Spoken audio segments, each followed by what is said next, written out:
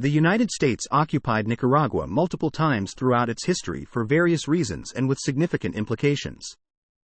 Early 20th century occupations, 1912 to 1933, the U.S. sought to protect its economic interests, particularly in the construction and control of the Panama Canal.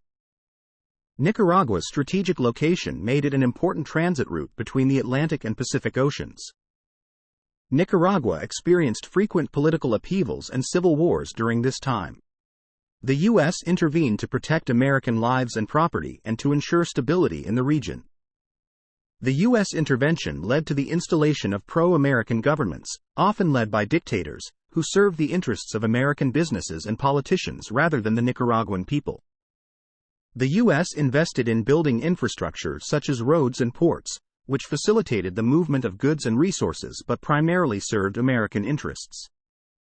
The Somoza regime, 1936 to 1979, the U.S. maintained support for the Somoza family, who established a long-lasting and oppressive dictatorship in Nicaragua.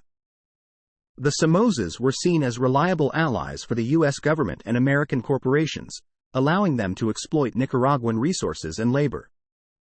Authoritarian rule and human rights abuses. The Somoza regime was marked by authoritarian rule, corruption, and widespread human rights violations, leading to significant public discontent and opposition. While the Somoza regime benefited economically from its close ties with the U.S., Nicaragua suffered from extreme poverty, inequality, and exploitation of its resources by American companies. The Contra War, 1981 to 1990, after the leftist Sandinistas overthrew the Somoza regime in 1979, the U.S. viewed them as a threat due to their socialist orientation and close ties to Cuba and the Soviet Union. The Reagan administration saw the Sandinistas as part of a broader, communist threat in Central America and sought to undermine their government. The U.S. provided military and financial support to the Contras, a rebel group fighting against the Sandinistas.